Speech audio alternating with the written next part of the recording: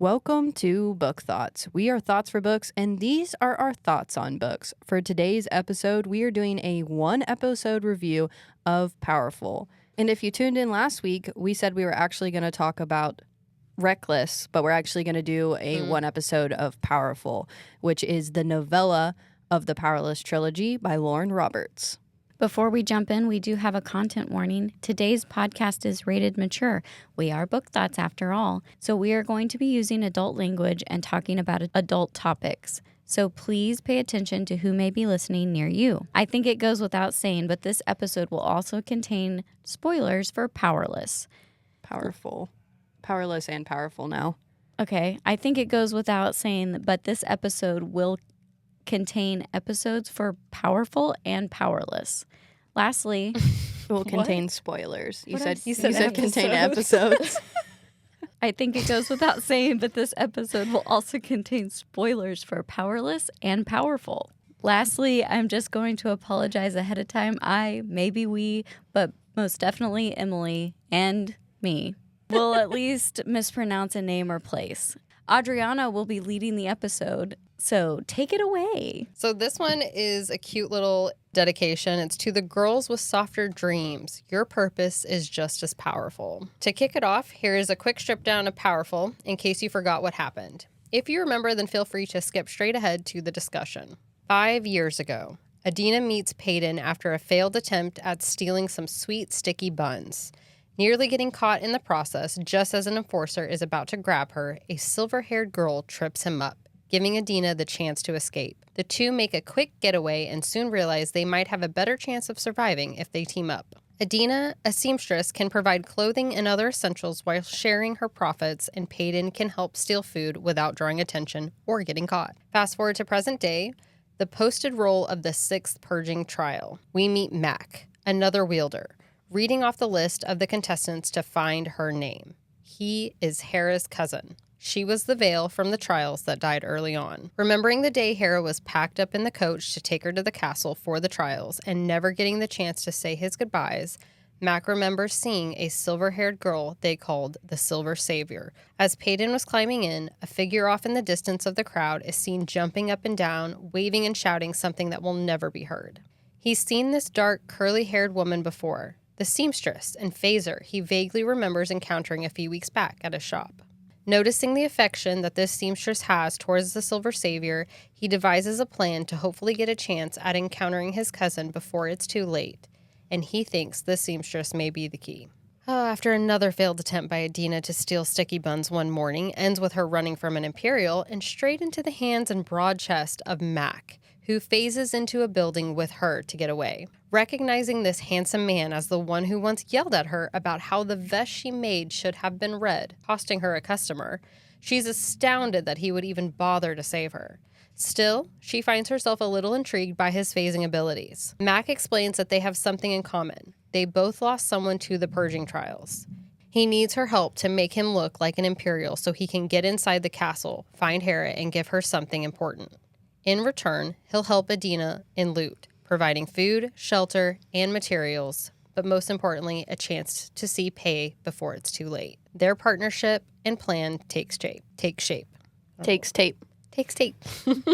Adena is dead set on cracking through the iron shell of this grumpy blacksmith, convinced there's a human being somewhere underneath all that scowl and sarcasm. Mak, on the other hand, has already decided she's far too cheerful for someone living in a world built on ash and betrayal, and he's not entirely sure she's not unhinged. It's late one evening when Mak tells Adena to go home as she tries to pull an all-nighter with her sewing. A little while after she leaves, he hears a pounding at his door and opens it to find her in tears, explaining that she was nearly cornered on her way home by a group of men. With nowhere else to go, she ran back to him for safety. Livid at what she's just told him, he grabs his daggers and mutters he's going to find them. He finds them, of course, he's Mak. But as readers, we're not given the juicy details. And since the attack happened, Mak demands that Adena stays with her until they are done with the mission. So A is now awakening to the smell of sticky buns in Mak's bed, a little slice of heaven on earth. The close proximity has the sexual tension rising, and they are now sharing even more intimate moments. He teaches her how to fight, and she teaches him how to sew. Let's also not forget that he calls her by the nickname Dina for the first time. But even with the nickname, he won't open up about himself because he secretly isn't planning to come back from the mission to the palace. The next day, he is trying on his uniform that Dina has been working on that matches the Imperial's. Dina gets a nice look at his chiseled chest. Ow, ow! Afterwards, she goes back to her stall to sell some clothes when one of the guys from the other night shows up. She's frightened, but then Mak shows up to the rescue. The bad guy acts like he didn't recognize Adena, but Mak made sure he would never forget her by describing her in detail to the criminal so that he could never attack her again. I find this scary, but cute at the same time. Mak then holds the criminal down, and it takes some convincing, but gives Adena the chance to give him a black eye. It goes against her soft nature, but she enjoys it a little. To celebrate, he goes and grabs them sticky buns, and once he is gone, there is an Imperial that shows up, requesting Adena come to the palace as a seamstress for her best friend. Dina has to tell Mak before she leaves, but when she finds him to tell him, he isn't happy for her. He is upset. His plan is falling apart. He needed Dina to get in because he is actually a wielder. He never planned to come out of the palace alive. He was going to meet his inevitable fate trying to save Hera. Hera was the only thing he had left. Adena can't believe this betrayal, and we get the gut-wrenching words when she says, "You had me," to Mak. The words not only haunt us, the reader, but they haunt Mak for the rest of the night. The next day, Adena is enjoying the comforts of the castle and working on that stunning silver dress when she is spooked by an Imperial rippling through the wall. But not any Imperial, one in a perfectly stitched uniform, Mak. Mak tried to ignore that she was there when he entered the palace, but couldn't ignore that draw to her. She begs him to officially abandon his plan. He does that, but not without all the guilt in the world. He feels he just sentenced Hera to her death. Adena shows up at his house later that night to thank him for choosing her, to thank him for choosing a life with her. She takes him to the shithole, aka the fort, for the first time. There they have a heart-to-heart. We learn Mak was raised by parents that didn't want him. He was another mouth to feed in the slums. Then Hera's parents died, so she was taken in by his parents since she was his cousin. They became instantly inseparable. But then his dad started drinking and he had to learn to fight, to defend. One night, his dad threatened to turn him into the king to be killed since there isn't supposed to be another wielder besides Prince Kai. His dad took away his smile that night by cutting him. Adena gives him a reason to smile again, a reason to take back his smile. They spend the rest of the night talking together. Back at the palace, Adena gossips about Mak to Ellie. She wants to tell Peyton but decides to wait until after the trials so that Peyton can keep her focus. The same day, she stumbles into the king for the first time. He learns how important Adena is to Peyton. Her fate is decided that moment. The king tells her of those who died in the first trial, Hera being one of them. She rushes to Mak's house so she could tell him, but finds him holding a paper that has the names listed of the fatalities of the first trial. Dina holds Mak as he cries and crumbles. The next days are spent with Adena trying to make Mak smile as much as possible. One way to do this was by teaching him how to skip, since he never knew how. I just have to say this lighthearted moment is so needed from a gut-wrenching tragedy of this book. The next ball they spend back at the fort, and she gives Mak his first gift ever, a belt to hold his knives. This isn't his first gift from her, it's literally his first gift ever.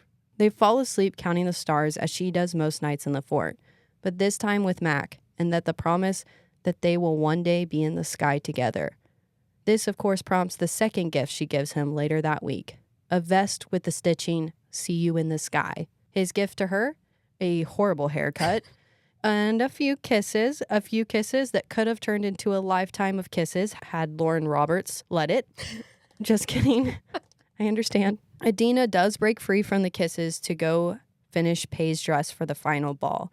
As she is finishing the dress, she gets a moment with Kai and decides that's who she wants for Pei. She tells Pei just as much when we get a final effortless moment between the two friends when Adena is helping her get ready for the final ball. As she is leaving, she is stopped by a servant telling her she is needed by the king. This is the beginning of the end. Back at the fort, Mak is waiting for her since that's where she promised to be. He assumes she got too busy with the ball and promises to himself that he will be at the bowl for Adena tomorrow. to hold her while she watches her friend compete. I'm sorry, but this was one of the worst moments because this sarcastic, very pessimistic man decides to be positive. I can't.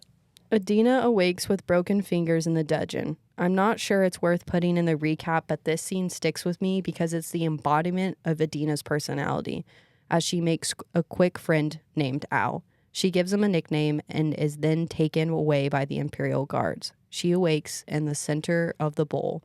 We know this because she is who is to be killed for the final trial. Mak shows up at the bowl to find Adena, but is shocked when she is the criminal to be killed, a pig awaiting to be slaughtered.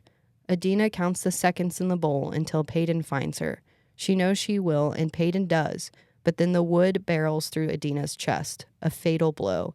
She begins counting the seconds until she is among the stars, where she will be counting the stars until Mak is shining beside her. Mak is forced to watch the end of what was his beginning. When he no longer feels her power, he starts counting the seconds until he will see her again. He realizes he sees her in the brightest star and in the stitching of his vest. See you in the sky. You already know that that's such a quiet, favorite line. Mm-hmm. It holds so much weight. It's just so sad. The whole story is very sad. This whole story. I love that it was such a short-lived romance as far as, how quickly they fell for each other, but how quickly they were able to kind of break each other's moldings and kind of rely on each other during this horrible time of losing both of who they cared about to the trials. I felt like that ending. I felt like I was reading a book about the Titanic, like a Titanic love story. You know that ship's gonna sink. Yeah. But there's the tiniest part of you that's maybe it won't. Maybe it won't sink. You're hoping. You're just hoping. I just cannot believe you two looked at me with a straight face and had me read this book. I could have gone on never knowing it existed. It's hard to relive, but it's so impactful because you get Mak as a character that is so important for later on. Yeah. Okay. Well, I haven't done that one yet. Fearless is still for this week. So. Yeah. Buckle up. I'm not ready. Do you enjoy the grumpy sunshine romance trope that blooms for Mak and Adena? Makoto? I do. I like their love story more than I like any of the other love stories in this series. Honestly, I liked this novella out of all of the books combined. I definitely enjoyed this book. Even for the pain and trauma going in. I'm jumping ahead. I give the final rating of this book a 5, especially for a novella. I think it has more emotion and depth than the whole series, honestly. Yeah, the whole I do story is very deep. And considering it is a novella, it's shorter. I give it a 5. She packed a lot in there, a lot of emotion, a tiny story, and she made it a big part of the whole series. Yeah. I think the writing in this one was very good for me. The character development, she only focused on 2 characters, so we got to see them fully realized, I guess. Maybe that's why I liked it so much. Mm-hmm. Even though it was so short and it was a very quick read, I did appreciate this story the most. It's not that you necessarily question or wonder what Adena's doing before she's brought to the castle, but you have no idea that this was going on in the background before having this novella. And I think that's important that we got to see it. Why do you think Adena didn't immediately tell Peyton about Mak when she had the chance? I know that this is a question that we kind of bring up, but also it kind of is revealed later on too. But do you have any ideas of why she kind of withheld it? Do you think... It's because Adena is so positive, and she truly didn't think that either of them were going to die. I definitely don't think she thought she was going to die. No. But she was so hopeful that Peyton wasn't going to die that I almost feel like she did it not because she didn't want to distract Peyton, even though that's exactly what she said. But she felt like if I hold on to this one thing to tell Peyton, it's another hope that she's going to make it out on the other end. Kind of like when she redecorates the fort, Yes. trying to give her a little surprise to come home to. I feel like that was something she was saving for her too. A little bit of happiness at the end. Pot of gold at the end of the rainbow. Jenna? There's only rain. There's no rainbow. We are in a thunderstorm, tornado warning. Why didn't Adena ever learn to phase or be a better thief while Peyton could have helped teach her? I love that, even Mak at some point is you need to learn to survive here So I'm going to teach you some fighting skills because as long as you're in the slums, as long as you're in loot, you need to be able to protect yourself. But why do you think she never learned to be a better phaser? She says it herself. She's like, I'm just not gonna put any purchase into learning how to fight. It's not how I see the world. It's Right. not how I see loot. It's not how I see the slums. I don't choose to view the world that way, and I'm not going to learn how to live in it that way. I think for her, that wouldn't be surviving. That would be a piece of her dying because she is just so pure. And so her learning to fight is so against who she is that she would be losing a piece of herself to truly dive into that. She's quite literally a lover, not a fighter. Yeah. The only Several time- times it's stated. Yeah. Yeah, and the only time she wants to throw a punch is not even to protect herself from the awful things that group of guys was going to do. Is because he said, Mac tells her to picture it happening to Peyton. Exactly. That's the only time you ever see any want for violence from her. True. She's laying there in the middle of the pit knowing that she's not dreaming, knowing that this is her end, and she's got crumpled fingers. Everything has been taken from her. And she's sitting there smiling at Peyton. That girl is sunshine. That's why she is the brightest star. Do you guys feel the power in a nickname? Do you think when someone gives you a nickname, you feel a little closer to them? Do you have a favorite nickname? Like personally? Yeah, personally.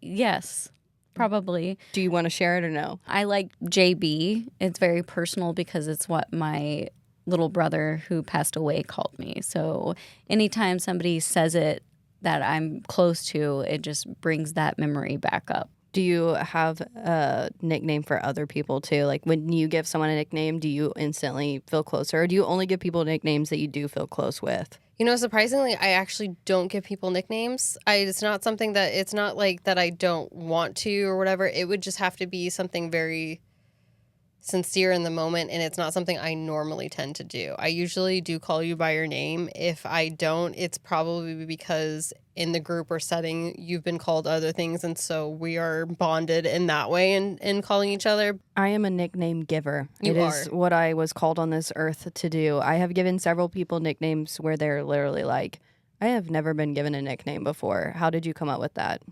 God. I also, every single family member in my immediate family calls me a different nickname. So I think nicknames are extra special for sure because I have a different name from all my siblings and parents. Oh, also the nickname thing. I like when he calls her honey. I know we didn't He does really, quite early, too. Yeah, we didn't really like Darling very much from the other book, but I do like Honey because I just think it's very cute. Yeah. It fits And well she in this loves book. those sweet honey Yeah. buns. Yes. But at the same time, it wasn't overdone. Darling was the span of 3 books that was just repeated every line. Yeah, I think that's what I was also saying is I think she did a really good job of Yeah. placement with that nickname in this book too. If we are I going to agree. talk about any irritations, it would be any time that mama is written. And that's just because all of a sudden I pictured Adena going, Mama? Mama always taught me. Like I pictured a country accent and I have no clue why. That's how Gail was like sounding in the audio that I listened to this reread. I was like, I don't know that I like It's it. a little bit country. Because it just felt so random trying Yeah. to like give voice to another character and distinguish them. I thought that one was a little bit too pushed. It's funny though because the phrase mama inherently, there's nothing wrong with that.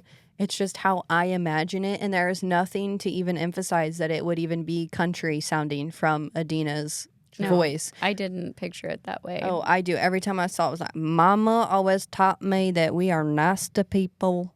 Adena loves the silver streak in Mac's hair. He sees it as a flaw, but she sees it as something beautiful. Do you have something similar that you love about yourself or your husband's that's kind of like that? I kind of thought it was.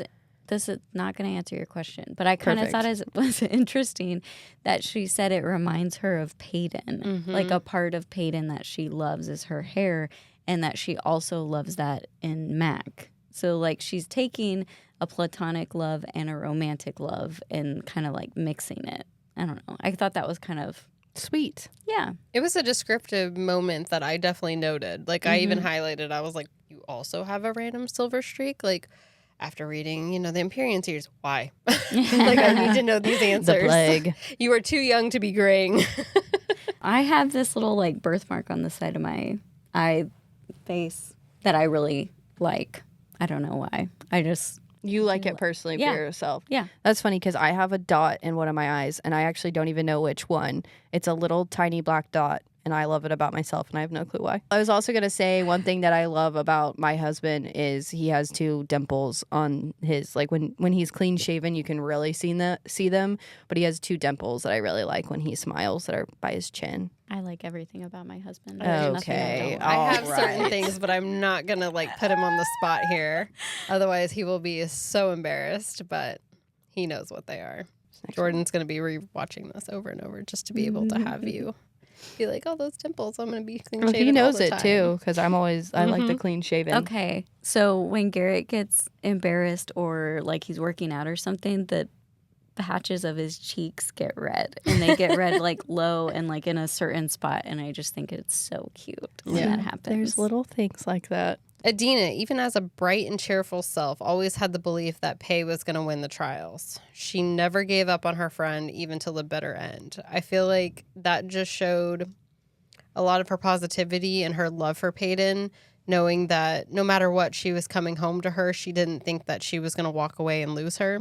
Even when she was saying goodbye, you know, Mak talks about how she was being so loving towards her, even in the carriage or in the coach, where she's blowing her kisses, she's screaming things across the crowd that she's never going to be able to hear. But it was just a moment of true, what is the word I'm looking for? Positivity, but support in a sense. Okay, yeah. Like I loved that aspect of their friendship. I know she was always a ray of sunshine, but I thought that was the hardest thing, seeing once she saw Peyton when she was placed in the middle of that last final trial. I thought that it spoke volumes in her eye, even just seeing Peyton, loving her, knowing that she came to her and they were going to make it out alive, not realizing what was to come next.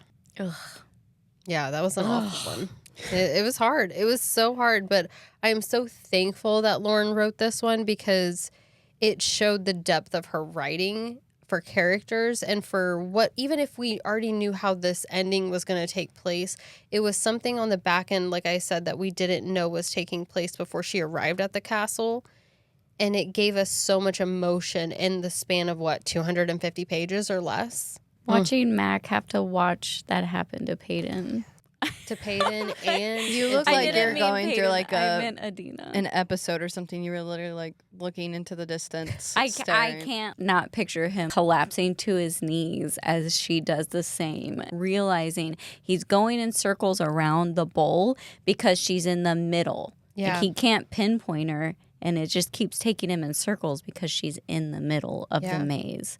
And then when he realizes like how cruel the king has been to his people and to Peyton and Adena, who has only ever stolen 2 sticky buns in her entire life because she was starving. And then that douchebag Imperial Guard wants to take him out, but then realizes how much he cares for Adena and is like, no, I think it will be more painful for you to watch her die. That is the king's fault. That is the type of person he is creating with his cruel kingdom, is cruel people.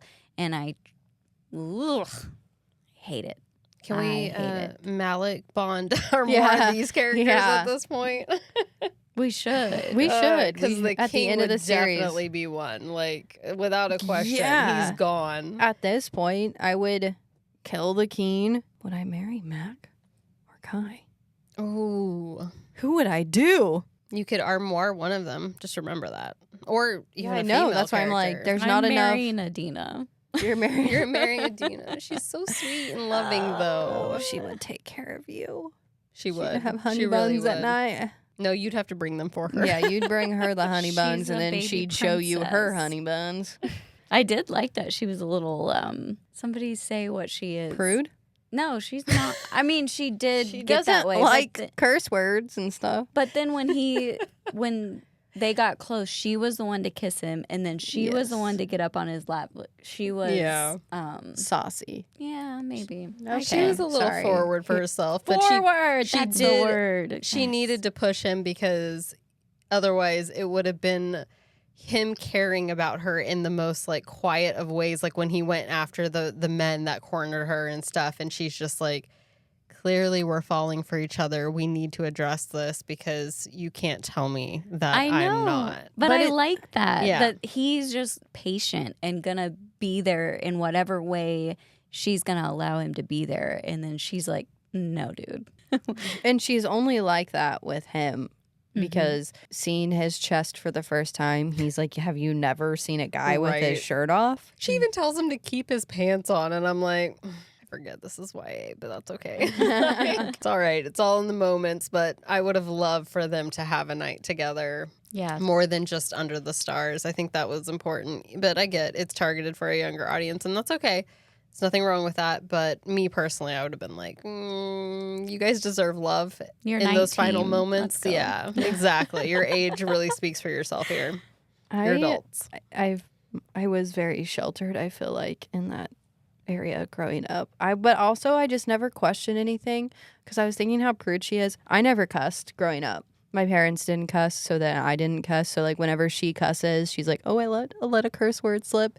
I'm pretty sure that's how I was. You're so innocent. I mean, even to this day, I don't really cuss that much. Yeah. Jordan, though, on the other hand, when he's playing, what's that game? Marvel Rivals. Marvel Rivals, buckle up, sailor, because he is out there. Nah, I'm not really a cusser. You're not? I don't believe that for a second. Yeah, I don't think either. any That's of our 36 listeners believe that for a second. And I can keep this or cut it. I don't care. Until I was like at a age that's not good, I thought cock meant vagina for forever. Never knew it meant penis. Oh, dear. Oh, honey. I don't think I ever just like I don't know. See, there's Maybe my I thought it- nicknames for you, as I throw them out when I'm actually being sarcastic. You you would call me cock? No, No, she said honey. honey. I said, She oh, said, oh, honey. I thought you meant the nicknames were gonna be what I just said. I was like, I don't like cock or Wait, vagina. then That's so not you- a good nickname. So, Here I am. I've grown up. I know what it means now. yeah, okay. Yeah, that's a That wasn't like being sheltered. That was just me not questioning anything. that was Jenna? just you We were the rebels, weren't we? we were, Okay. yeah. Okay, I'm making Oh, eye for contact sure. with you and looking. I Yeah. still haven't gone through my rebel phase. I think I'm going to wait till my 40s. That seems like a great age. Midlife crisis. As Rebel. long as you drag Well- me around with you to all the spots you think you need to. I don't even know Let this what does out. a rebel look like when you have lived life and learned things. I You mean, still go crazy. you Emily. still have your moments. It's fine. We will all be there supportively, but it will Mine be a was- new experience. Yeah, mine was in college, so I have an excuse. When you're 40, you're kind of like, Yeah, that's we're sad. We're gonna be your excuse. Yeah. That's sad. It's so funny because I'm the oldest in my siblings, and I think it's hilarious that my parents always were afraid that I was going to become like the worst example for the rest of them, which really wasn't. I mean, I did rebel. I also was trying to be an individual and not a mother figure to my younger siblings because of such a huge wide age gap with all 5 of us. That's a lot too on an It older is. sibling's shoulders. It's that responsibility I think you yeah, instill. and it's looked at as like even the smallest things is rebelling, and the parents are usually like, you want your little siblings to see that. Oh, yeah. I know because I was the little sibling. Well, I was oldest too, and Yeah. growing up, I never did any. I literally didn't do anything until college. Yeah. There was nothing. Agreed.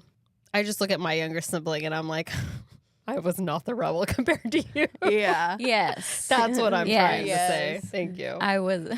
Yeah. I was You're crazy. Yeah. I was tame. I I was thought I was much- crazy. You're crazy. Man, it makes me feel old. Anyway. But you're tame. I'm tame through and through. I do have an addictive personality, so that is why I stay away from But- most things that become addicting. I do think as it trickles down, you get more Yeah. rebellious in your own ways. You have the Yeah. more freedom to do I so. do think Garrett still has you beat.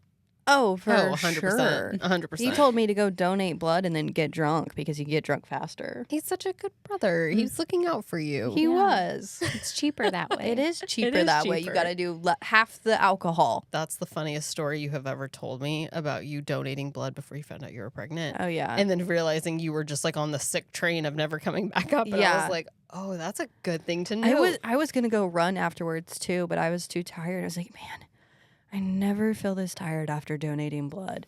Why do I feel like I need to go like hibernate in a cave to recover. Yeah. And then the next day it felt the same.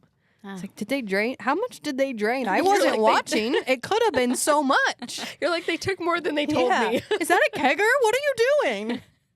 The line, I never thought of her as anything less than extraordinary. This is said by Dina talking about Peyton.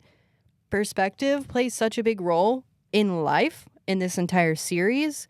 And I just wanted to point that out because it goes back to what we were saying last episode. You get to choose your path. You don't get to choose how people see you.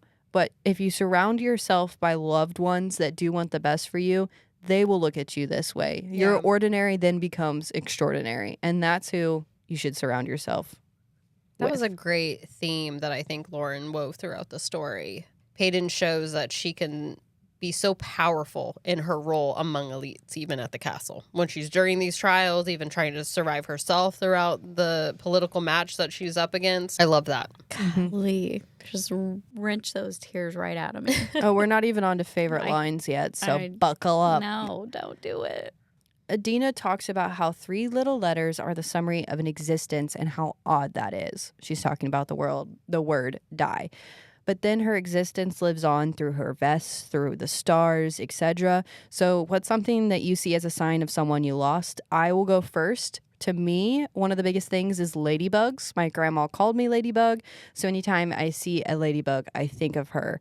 A recent example, besides a rug I just bought that I specifically bought because it had ladybugs on it. When I had my son, we were going to the first hospital visit, and I had a breakdown like most mothers do before that first appointment. I was just stressed to get there on time. I was stressed to have a newborn. And when we got into the room that we were directed to was the ladybug room. And that was like receiving a hug from my grandma that wasn't there to give me a hug. So that's just something that I see. Anytime I see a ladybug, I think of my grandmother. Honestly, it's weird, but mine is flowers because flowers are only within season. And so to me, it reflects on the people that I've lost in my life that have meant a lot to me. It's not that I will only remember them in the spring. It's something that, like, even though they are not walking beside me or someone that I can call when I have something exciting to share, I remember that they come and go throughout my thoughts. They come and go with my everyday life. And even though they're, whatever you believe, up in the sky or, you know, just another soul in the world, like I truly believe that they play a big role in that aspect of growth and regeneration. And I feel like that's what I remember when I think of the spring, when I think of flowers blooming. I think that they're there all year round, and I think it's a nice way to just kind of keep them in my pocket. I got a pocket full of sunshine. I got a pocket of llama, you know. This one's rough. After I lost my brother, I was shopping. They have candles with letters on them. I went into Pottery Barn, and the candles literally spelled out coal. Somebody had arranged them previously, and coal is kind of a common name, so I get it. But I just walked into that store and was looking at the candles, and they spelled coal out. And I was just like, ugh. A little hug. A little, Yeah. you know, like, it's okay. I'm still here because you're here kind of thing. I remember you sending me a picture of that. I think of your brother anytime I see ants. Because you might be wondering why I think of her brother when I see ants. So Jenna and I have known each other for, I don't know how old I was. 9, 8, maybe 7, 6. Well, no, you were probably around 10. Okay, I was around 10, so I knew her brother for a long time as well. And I had a cast because I broke my arms in soccer, and I was kicking the soccer ball with Cole, and he kicked it into the water, but it was my soccer ball, so he was like, if you want it, you need to go get it. And there was this just pond that the soccer ball landed in. And so I grabbed a stick because I couldn't reach the soccer ball. I wasn't about to jump in the pond water, and I used the stick to get the soccer ball back to the edge of land. And on that stick were fire ants. And you know what doesn't go great with a cast? Fire ants, because you can't get to them. And they crawled inside my cast. And so then I was shouting and had to go get a hose to water out the ants. Which is the one thing they tell you to avoid.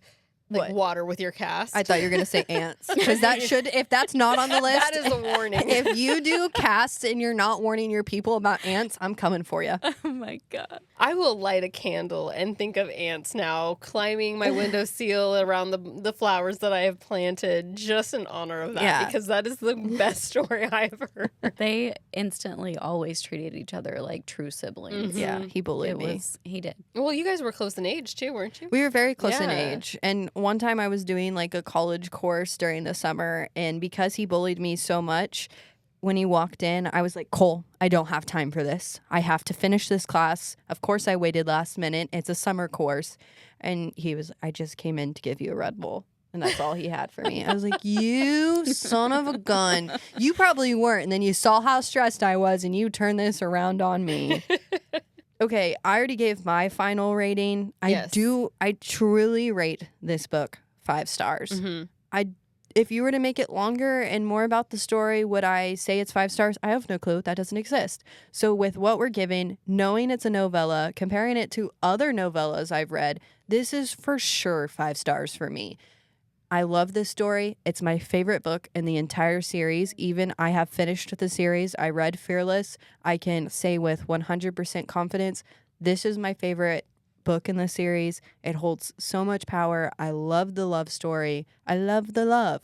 Lauren Roberts, you wrecked my soul, but I give you 5 stars on this. I agree. 5 stars? I liked this book a lot.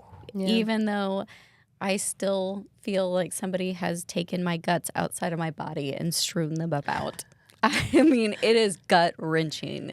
I was very, very sad. I was crying. It's a lot. It's a heavy book for me. Yes. Yeah. But I think that it was very well written. I would give it 4. I would give it 4 That's stars. high for you. It is high because I did rate, I think, Powerless 3 stars, if I remember correctly from our last video. And for a novella, that's even harder to pull off. Yeah. But like I agree with you guys. I think, like I said, it packs such a punch emotionally, and you fall for these characters in such a quick span, and you even root for their insta love, if you want to call it that. But that grumpy sunshine type of trope in a romance, it gets me every time. It's adorable, and I can't help it. And so even knowing the horrific ending that this novella had with our 2 love interests, and even with for Peyton as a friendship, I do rate this a 4 star. I think she did incredibly well with the writing. I hope we get more of this in the future, Lauren. I think you did wonderful with this. Like I read all of them as well through Fearless, and I think this is the highest I've rated as well. And I think that's important because she packed such a punch in such a short amount of pages. I will say this. If you guys have never read a series with a novella, when you read a novella, usually your thoughts are, that should have been added to another book. Or Oh, go ahead. Or could we just not have had this at all? Maybe ever? it's not needed. Yeah. But this novella, you say, this could have been its whole book. Why wasn't there more to the story? You're glad. I mean, it is its whole book, but you're even longer. You want more of the details. You want a longer love between them. Tragically, you don't get it. You want a longer love story because they were starting to finally open up and acknowledge what was happening between them. But even their mission, which was another huge point and factor of this story, Mac wasn't completely honest with what he wanted to do in the end, but I think he tried to help Adena out of a situation that she never thought she was capable of as well.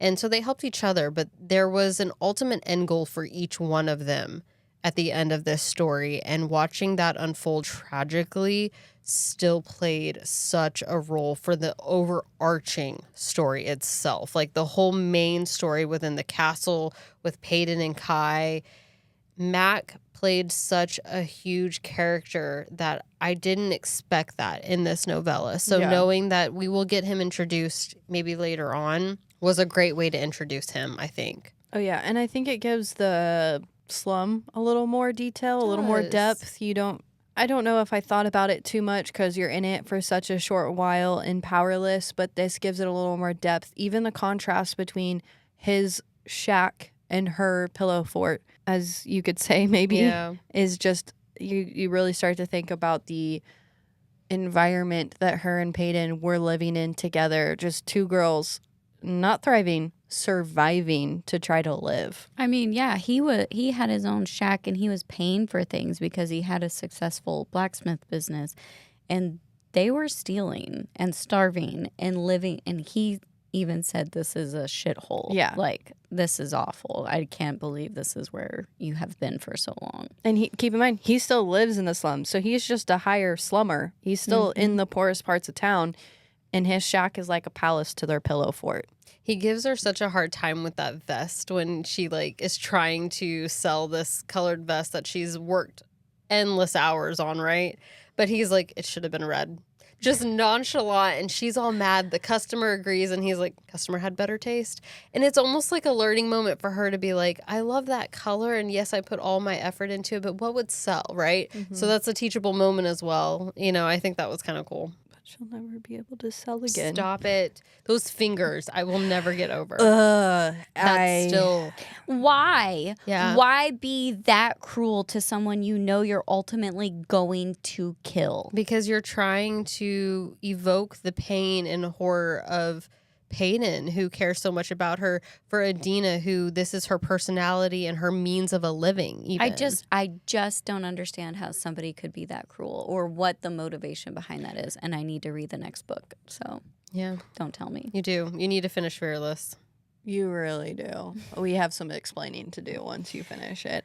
It'll be fun to recap Reckless as our next episode, just to see like what leads up to that. I know this Reckless is kind of probably the least rated, I think, among even fans. But she likes it the best.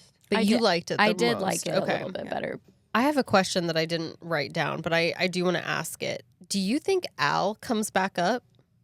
I thought about that, and I don't remember reading about Al. Al is in the dungeons when Adena gets sent.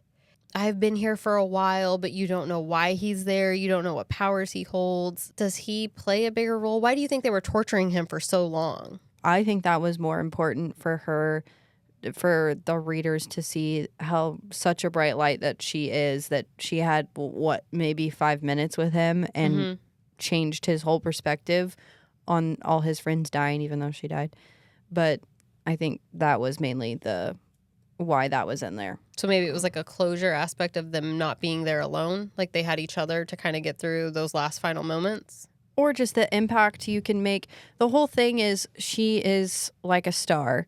And like shooting stars, they're the coolest thing that you can see in the sky, but they're only there for a second. They burn super bright and then they're gone. They die out the fastest. So that's in his time spent in the dungeon, he had a shooting star show up. Adena brought some light into his dungeon life, and then she was gone. I want to read 3 favorite lines that I know are super popular. They were super powerful for us as well. Powerful, the name of the book. Powerful. It makes sense, right? She did it. She said it. She said the it. podcast. The first one is, you make even the stars envious, I repeat softly, leaning towards her. Because one day, far from now, you will be up there beside them, outshining every single one.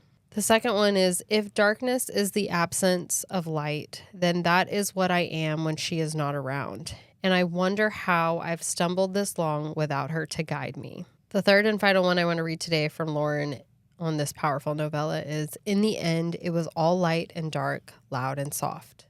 I knew nothing but the memory of those I loved, one a friend, the other unfinished. And that alone is what I took with me into the next life. But I watched warm and bright, high above, just as he promised. Those sit with you for a while, I feel like. Yeah, those are all gut-wrenching, but also so powerful.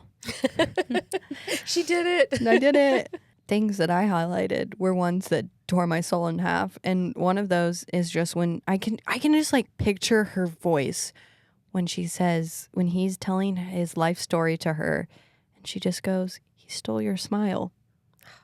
And the realization hits her. That's why you don't smile. He stole it. But what you don't know, Mac, is that your smile can only be given. So he never had the power to take it. She doesn't say those exact words, but, I'm summarizing. Right. And I just, once again, she's that bright light, just reminding him that everything he has to offer is only given. It can't be taken. It's his power. It's his power. He has power. He is powerful. It hurts. It just hurts. The whole book hurts. It does, but in such a beautiful way And at the same time. Yes. It is beautiful, but I might whine about it on Wednesday. That's fine. Do Please it. do. I also highlighted Mama always did say I was much too eager for my own good. Okay, take that away. It's like she has like this little cute voice. Oh, for sure. And It's like, only if Mama is thrown in there do I ever picture it. no. You and I need to sit down and rewatch Twisters with our husbands. Yeah, maybe that's it. I'm And just just craving get the that good country accent. I also like the line, gentleness is the strength that fragility lacks. I stared at this line for far too long. Mm-hmm. I still don't understand what it means, but I That's do when- love it. That's when he's like, oh, you think of me as delicate? And she's Yeah. like, do you not want to be treated that way? Because And that hits him hard. everybody wants to be treated with kindness and tenderness and care. Everyone wants that. I think that was the first chisel Yeah. in that, like, already cracked facade. It was the chisel of what broke off. And it was like, I never thought that I deserved that. I never thought that someone would be willing to give me that because I am who I am. And I've created this based on what my history has brought me and the world and environment I live on. And seeing you so bubbly has irked me because I can't fathom having that. And yet you're showing that love and kindness to me.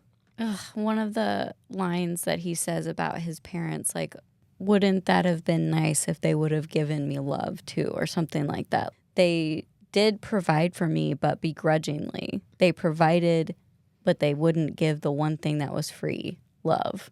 You deserved it, Mac. You did deserve love in all aspects, and you and Adena did deserve the world. And I'm sad that we didn't get that, but damn, Lauren, you know how to rip out our heartstrings. Yeah. Two other lines I want to highlight. The first one just made me giggle. Is looting on loot is hardly uncommon.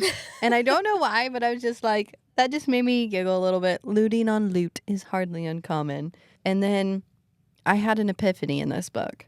And it's from the line, if there is a God, this man is certainly proof that he has his favorites. And this is Adena talking about Mak and his sexy body. And we've talked before about books and its casting when it comes to characters and movies. And a lot of times when writers are writing about certain characters, they'll talk about how handsome they are Yeah. and how cute they are. But how much is that up to the reader's discretion on what they picture in their mind? Because you say the word handsome as an author, I already have in my mind what I define as handsome. And so do these girls. And it's not the same as what I think is handsome. It just, I don't know, it just hit me that when authors are so specific about handsome or cute or his chiseled body, everyone just pictures their own thing. Do you guys have any other gut-wrenching lines? Any final thoughts? I think my final thoughts are just in summary. This is the saddest book I've ever read. It really made me very sad. I'm sad right now thinking about it. I cried a lot rereading it, more than even reading it the first time. It just was so gut-wrenching, so soul-ripping. But thank you for reading it. It's a really good book. I rate it 5 stars. Super depressive. Very depressive. Did not want to finish it. Knew what was going to happen the whole time, but also needed to see the end of the love story. That was also I was looking forward to terrible. each chapter. And even though I knew it was getting closer to the inevitable, every chapter I was really looking forward to it. And I wanted to keep reading it. And I do think it was a book that I didn't want to put down, even though I knew what was waiting for me at the end of it. which was just tearful, sorrowful sadness. Yeah. I think this vibe of this book will carry on to some of the other series we're reading. I won't name names. Now let's wrap it up. Thank you so much for listening to this week's episode. Next episode, we will be talking about Reckless. And be sure to check us out on YouTube, Instagram, and Facebook. Tune in every Friday for a new episode of Book Thoughts. Dun-dun-dun-dun-dun-dun-dun. Da-na-na-na-na-na-na-na-na.